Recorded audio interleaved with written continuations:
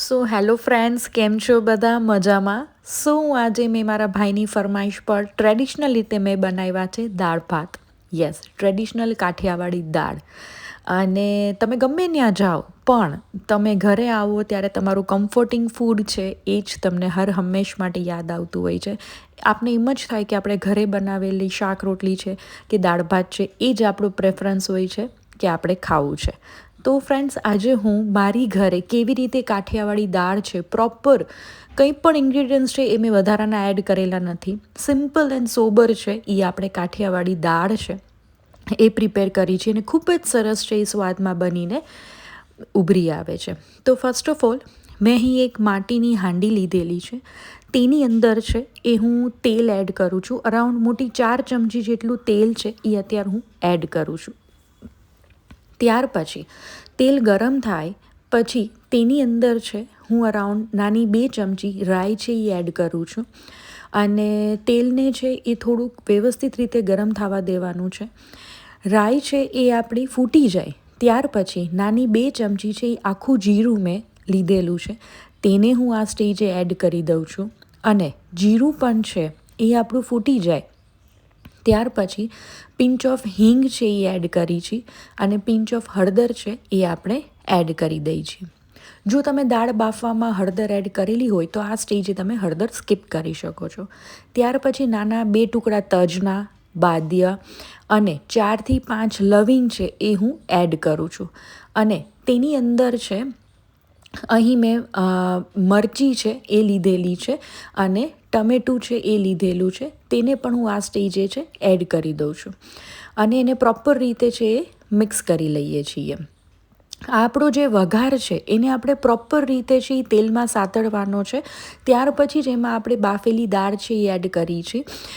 તો નહીંતર જો તમે ડાયરેક્ટ છે એ દાળ એડ કરી દેશો તેનો સ્વાદ છે એ પ્રોપર આવશે નહીં. ત્યાર પછી લીલા લીમડાના પત્તા છે એ પણ મેં એડ કરેલા છે.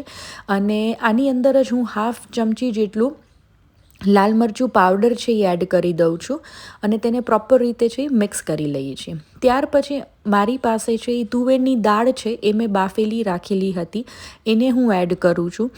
અને તમારા ઘરમાં જો જાડી દાળ છે એ થીક ખવાતી હોય તો તમે એ રીતે પાણીનું પ્રમાણ છે એડ કરી શકો છો. અને કોકના ઘરમાં છે એ પતલી ખવાતી હોય તો તમે એ રીતે કરી શકો છો. મારા ઘરમાં છે જાડી પણ નહીં અને પાતળી પણ નહીં, મીડિયમ થિકનેસવાળી છે એ દાળ પીવાતી હોય છે, તો અત્યારે મેં એ રીતે છે એ પાણી એડ કરેલું છે.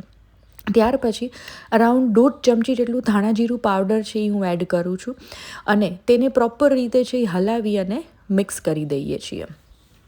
અને આ સ્ટેજે છે આની અંદર આપણે મીઠું પણ છે એ એડ કરી દઈએ છીએ.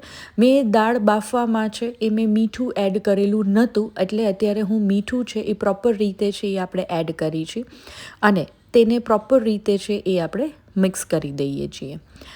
તો ફ્રેન્ડ્સ, તમારી ઘરે છે એ દાળ કેવી રીતે બને છે એ પણ મને કમેન્ટ સેક્શનમાં જરૂરથી જણાવજો. અને તમે મારી ચેનલ સબસ્ક્રાઈબ ના કરી હોય તો સબસ્ક્રાઈબ પણ કરી આપજો.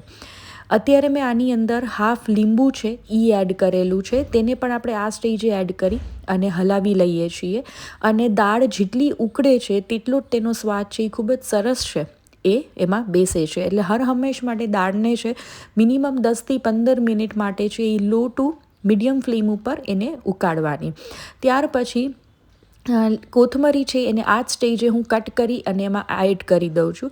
કારણ કે કોથમરી જો ઉકળતી વખતે આપણે દાળમાં એડ કરી તો એની ફ્રેગ્રન્સ પણ બહુ સરસ આવે છે અને તેનો સ્વાદ પણ છે ખૂબ જ સરસ છે એ આવે છે. એટલે આ સ્ટેજે આપણે કોથમરી એડ કરી દઈએ છીએ. જો તમારે ઉપરથી એડ કરવી હોય તો તમારે થોડીક બચાવીને રાખો ને એટ ધ ટાઈમ તમે ઉપરથી બી એડ કરી શકો છો. પણ મારું માનવું છે કે તમે અંદર એડ કરો તો એની ફ્રેગ્રન્સ છે એ ખૂબ જ સરસ આવે છે.